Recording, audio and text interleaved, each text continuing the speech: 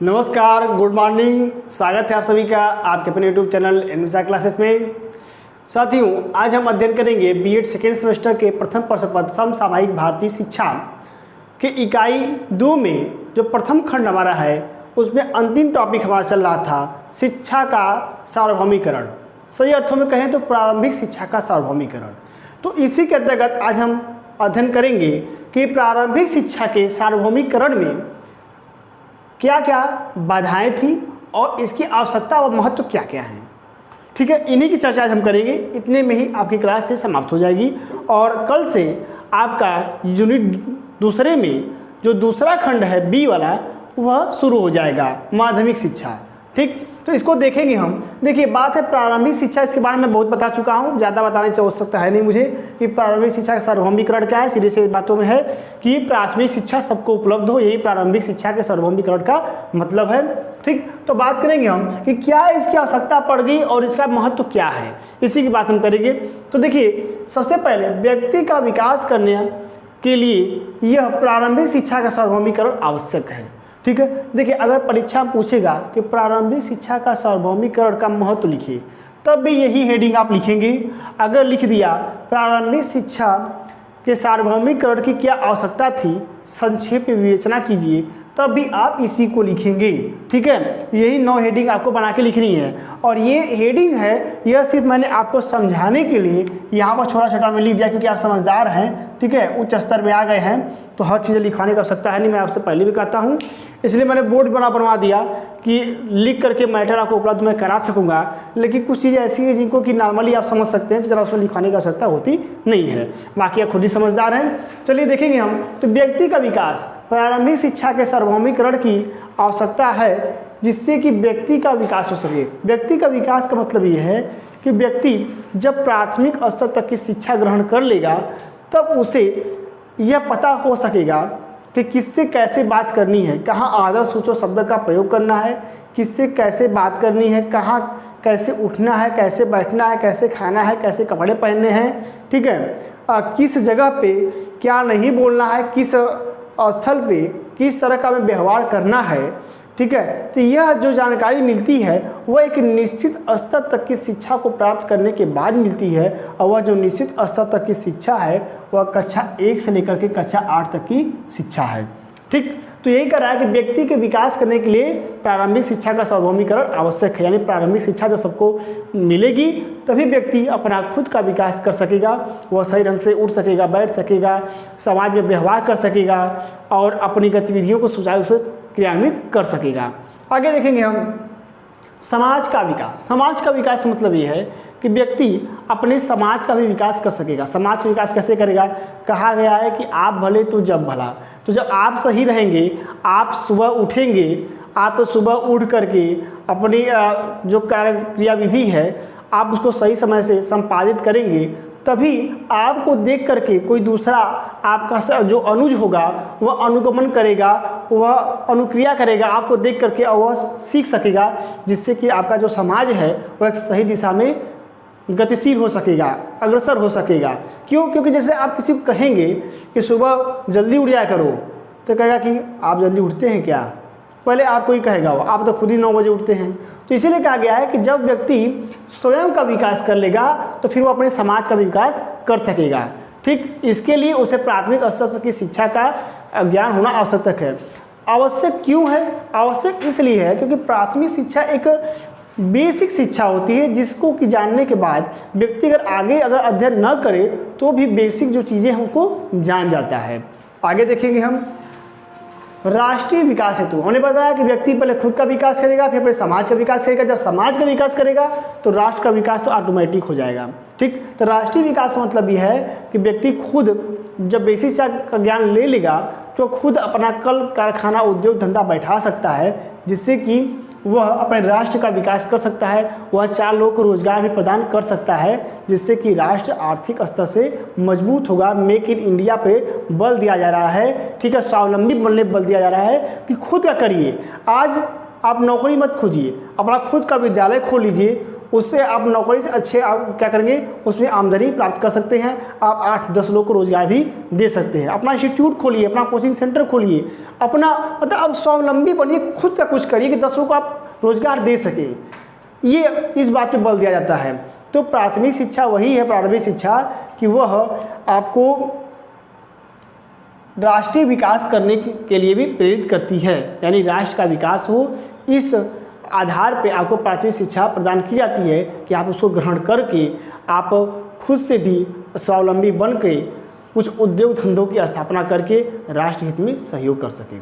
आगे देखेंगे हम लोकतंत्र की सफलता हेतु, चूँकि हमने बताया आपको कि लोकतंत्र सफल तभी हो सकेगा जब व्यक्ति अपना भला और बुरा को समझे, और भला और बुरा कब समझेगा, जब वह शिक्षित रहेगा तभी समझेगा।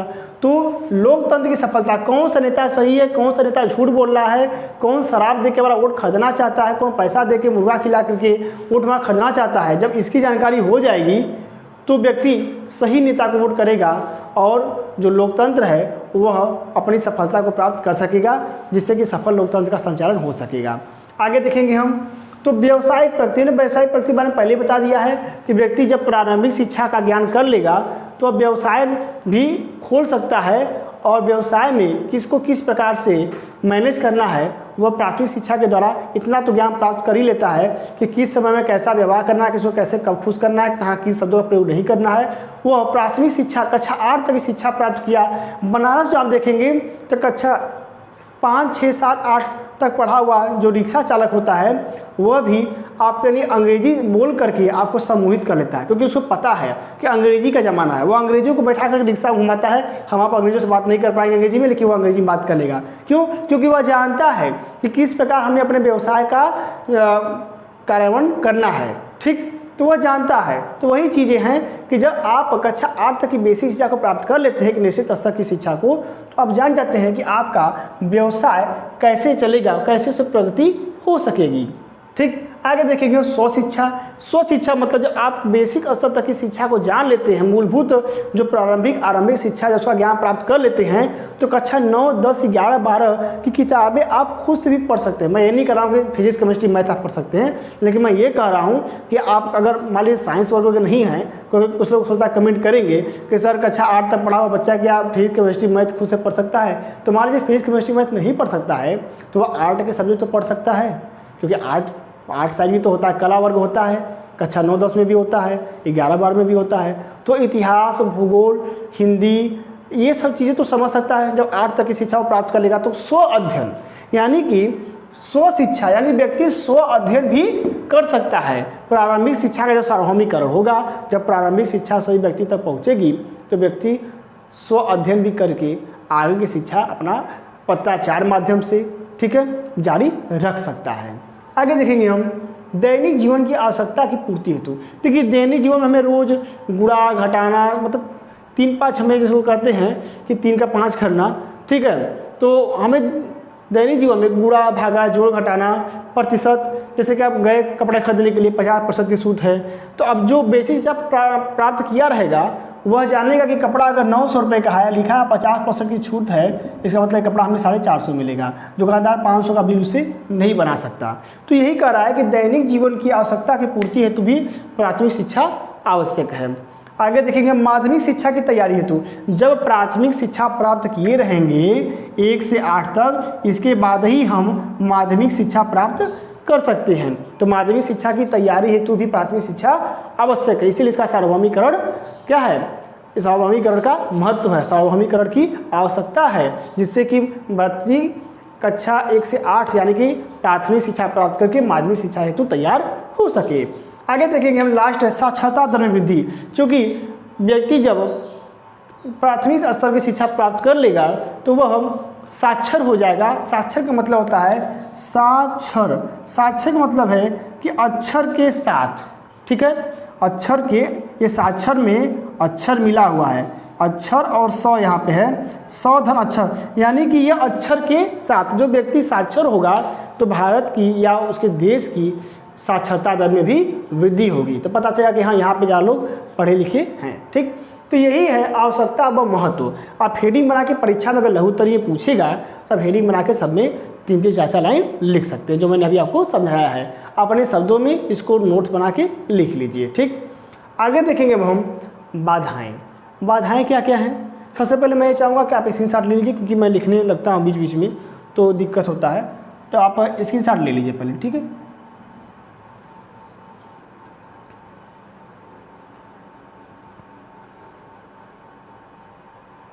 हो गया होगा। चलिए अब देखते हैं हम बाधाएं। बाधाएं में पढ़ना है कि क्या क्या बाधाएं थी जिससे कि शिक्षा का सार्वभौमिकरण नहीं हो सका, शिक्षा सभी लोग तक नहीं पहुंच सकी, उसके क्या क्या कारण हैं, कौन कौन से वो तत्व हैं, कौन कौन कारण प्रभावित कर रहे थे जिससे कि आज भी शिक्षा सभी लोगों तक नहीं पहुंच सकी है। जबकि शिक्षा द्वारे का नारा लगाया जाता है, दूरस्थ शिक्षा भी चल दी है, लेकिन फिर भी शिक्षा का सार्वभौमिकरण नहीं हो सका। इससे क्या क्या कारण है? सबसे पहला कारण है अंग्रेजी नीति का प्रभाव। अंग्रेजी नीति का प्रभाव का मतलब ये है कि अंग्रेजों ने सिर्फ भारत में पढ़े लिखे व्यक्ति तैयार किए, वो भी पढ़े लिखे व्यक्ति क्या, उनका काम करने के लिए क्लर्क तैयार किए, पढ़े लिखे नौकर उन्होंने तैयार किए जो कि उनके कार्यों का संपादन सही ढंग से कर सके। उन्होंने व्यक्ति के आध्यात्मिक जीवन, व्यक्ति के चारित्रिक जीवन, नैतिक जीवन, सामाजिक जीवन को उच्च उठाने के लिए कुछ भी नहीं किया। उन्होंने सिर्फ पढ़ाई लिखाई वहीं तक जारी रखने के लिए कहा, बल दिया, जिससे कि व्यक्ति पढ़ लिख कर के उनके जो भी काम काज है उसमें सहयोग कर सके। उसने पढ़े लिखे बाबू तैयार किए। ठीक, जिसके कारण शिक्षा सभी लोगों तक पहुंच नहीं सकी, क्योंकि जिनको अंग्रेजी सरकार की हुकूमत माननी थी उन्होंने पढ़ाई की और पढ़ लिख करके कहीं क्लर्क की नियुक्ति पा ली। लेकिन जो स्वाभिमानी थे, जो शिक्षा नहीं ग्रहण करना चाहते थे उस समय, उन्होंने शिक्षा ग्रहण नहीं की। और जब वह शिक्षा ग्रहण नहीं किए तो वह शिक्षा के महत्व को समझ नहीं पाए और वह अपने आगामी भावी पीढ़ी को भी शिक्षा के लिए प्रेरित नहीं किए। वह यही कहते थे कि ये मिट्टी हमारी माता है, इसी की सेवा करेंगे, किसानी करेंगे, पढ़ने लिखने से क्या होने वाला है। कहते हैं कि पढ़वा लिखवा तो होबा खराब, खेलबा कूदबा तो होबा नवाब, ऐसा लोग कहते हैं। तो वह धारणा थी। आगे देखेंगे, इस कारण भी प्राथमिक शिक्षा का सार्वभौमिकरण नहीं हो सका। आगे अनिवार्य शिक्षा के क्रियान्वयन में कमी। चूँकि सरकार ने कहा कि अनिवार्य शिक्षा होनी चाहिए, सबको शिक्षा मिलनी चाहिए, लेकिन आज भी इसका क्रियान्वयन क्या सही से हो रहा है? आपके अगल बगल देखे होंगे तो जो बच्चा स्कूल जाने की उम्र में वह कहीं जूता पॉलिश कर रहा होता है, कहीं काम कर रहा होता है, कहीं ईंट पत्थर ढो रहा होता है, कहीं किसी भट्ठे पर काम करता हुआ मिल जाता है। देखकर बहुत तरस आता है। गार्जियन से भी बात किया जाता है तो गार्जियन कहते हैं कि जब पढ़ने जाएगा तो फिर काम कौन करेगा, हाथ कौन बटाएगा। तो ऐसे लोग गार्जियन कहते हैं। तो यही है कि अनिवार्य शिक्षा के क्रियान्वयन में आज भी कहीं ना कहीं कमी है, जिससे कि शिक्षा सभी तक नहीं पहुँच सकी है। आगे देखेंगे हम सुविधाओं में कमी। प्राथमिक शिक्षा का सार्वभौमिकरण न होने का एक कारण यह भी है कि जो सुविधाएं मिलनी चाहिए वे सुविधाएं मिल नहीं पाती हैं। इसके कारण भी प्राथमिक शिक्षा सबकी पहुंच से अभी दूर है। आगे देखेंगे हम रूढ़िवादिता। रूढ़िवादिता का मतलब मैंने अभी बताया कि रूढ़िवादिता का मतलब ये है जैसे आज भी हमारा जो समाज है कहीं ना कहीं पुराने ढर्रे पर चल रहा है। कहीं बाल विवाह हो जा रहे हैं, ठीक है, कहीं आज भी पर्दा प्रथा है कि नहीं अब ये लड़की पढ़ नहीं सकती आगे, ठीक है। किसी लड़की की अगर छोटी उम्र में शादी हो गई तो वह लड़की अब आगे नहीं पढ़ेगी, साथ में थी शादी हो गई तब घर में रहेगी, कक्षा 8 की शिक्षा वो पूरी प्राप्त नहीं कर सकती है। तो इस तरह से रूढ़िवादिता कहीं ना कहीं प्राथमिक शिक्षा के सार्वभौमिकरण में बाधा पहुंचाती है। और रूढ़िवादिता में यह भी है कि हमारे पिताजी नहीं पढ़े हैं तो हम भी नहीं पढ़ेंगे, ऐसा भी है। तो यही सब कारण है। अपव्यय व अवरोधन। अपव्यय व अवरोधन का मैंने आपको मतलब बताया था कि अपव्यय का मतलब ये है कि जब किसी बच्चे का एडमिशन किया जाता है कक्षा 1, 2, 3, 4, 5, 6 किसी क्लास में, और वह लड़का बीच में ही क्लास छोड़ करके भाग जाता है विद्यालय से, फिर नहीं आता है पढ़ने के लिए, उसे अपव्यय कहते हैं। यानी कि जो धन उस पर खर्च हुआ एडमिशन में, खिचड़ी खिलाने में, ड्रेस में, जूता में, कापी किताब पहुँचाने में, ठीक है, शिक्षकों की मेहनत लगी, वो सब क्या हो गई, वो सब व्यर्थ हो गई। और अवरोधन, अगर कोई बच्चा लगातार एक ही क्लास में कई साल से पढ़ रहा है तो वह अवरोधन के अंतर्गत आता है। तो अपव्यय व अवरोधन भी कारण हैं, ये बाधा बनते हैं। इन्हीं के कारण प्राथमिक शिक्षा सबकी पहुंच से अभी भी दूर है, क्योंकि जब बच्चा क्लास छोड़ के चला जाएगा तो 8 तक पढ़ेगा ही नहीं, ठीक है। एक ही क्लास में 4 साल से है तो भी क्या है, वह अवरोधन के अंतर्गत आएगा। इसीलिए नियम बनाया गया कि किसी को भी फेल नहीं करना है, सबको कक्षा 1 से लेकर के 8 तक पास करते जाना है। भले ही वह परीक्षा कापी में कौवा क ही ली दे, लेकिन उसे पास करना ही है। ठीक, आगे देखेंगे हम जनसंख्या में वृद्धि। अरे मैंने कई ऐसे विद्यालय देखे हैं जहाँ पर कि बच्चों को सैंपल पे लिख दिया जाता है कि तुम लोग अपने पुस्तिका में इसको लिख लो, अपने उस पुस्तिका में इसको लिख लो कि हाँ इसका उत्तर ये है, किसी तरह कक्षा को पास करके आगे बढ़ो। क्योंकि शिक्षक भी मजबूर होते हैं कि उनको आगे क्लास में बच्चों को ढकेलना है, प्रगति पत्र प्रस्तुत करना है, रिपोर्ट। तो वे जब बच्चा लिखेगा नहीं तो कापी में मूल्यांकन किसी का करेंगे, खाली कापी तो करेंगे नहीं। खैर आगे देखेंगे हम। और जनसंख्या में वृद्धि भी एक महत्वपूर्ण कारक है, जिससे कि कहा गया है कि रोटी, कपड़ा और मकान मूलभूत आवश्यकताएं होती हैं व्यक्ति की। रोटी है मानता हूँ, कपड़ा भी है मानता हूँ, मकान भी है, लेकिन इसमें एक और जुड़ना चाहिए शिक्षा। क्योंकि अगर बस रोटी है, कपड़ा है, मकान है, लेकिन शिक्षा नहीं है तो आप सभ्य नागरिक नहीं बन सकते। एक समाज में आप वनमानुष की ज़िंदगी जी सकते हैं भले ही, क्योंकि शिक्षा सबसे ज़्यादा जरूरी है।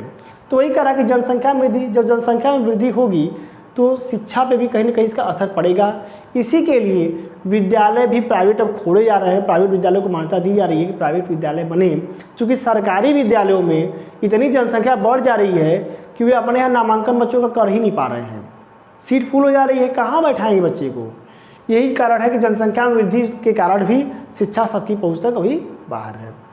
आगे देखेंगे संसाधनों की कमी। संसाधन की कमी का मतलब ये है कि जो व्यवस्थाएं होनी चाहिए विद्यालयों में, वह विद्यालय में पर्याप्त व्यवस्थाएं नहीं हो सकी हैं, जिसके कारण बालक जो होता है वह विद्यालय नहीं जाता। चूँकि अब तो उत्तर प्रदेश में योगी जी की सरकार है, हर प्राथमिक विद्यालय को 50,000 रुपये कम से कम सालाना मिलते हैं विद्यालय के विकास के लिए, उसमें टाइलीकरण के लिए या फिर बाथरूम के लिए, हैंडपम्प है या सुंदरीकरण के लिए। तो विद्यालयों को अच्छा बनाने पर बहुत ही जोर दिया जा रहा है। और तो बहुत सारे विद्यालय कंपोजिट विद्यालय बन गए हैं अंग्रेजी मीडियम की तर्ज पर। तो सुधार किया जा रहा है, संसाधनों की पूर्ति की जा रही है। लेकिन जब संसाधनों की कमी रहेगी तो बालक प्राथमिक शिक्षा ग्रहण करने में असमर्थ रहेगा। आगे देखेंगे हम निर्धनता। चूँकि इन्हें पहले पता है कि भट्टे मजदूर जो काम करता है वो कहता है कि बाबूजी मेरे पास पैसा नहीं है, तो अगर ये काम नहीं करेगा तो घर का खर्चा कैसे चलेगा, नून रोटी कैसे साग को खाएंगे, हम तो रोज़ गड्ढा खनते हैं। ठीक है, कहता है कि मैं रोज़ गड्ढा खोदता हूँ और रोज़ मैं पानी पीता हूँ। ठीक है, गड्ढा मतलब कुआं से है। तो ये कहते हैं तो निर्धनता भी कहीं ना कहीं कारण है जिससे कि बच्चे प्राथमिक शिक्षा से अभी भी दूर हैं। आगे देखेंगे अयोग्य शिक्षकों का होना।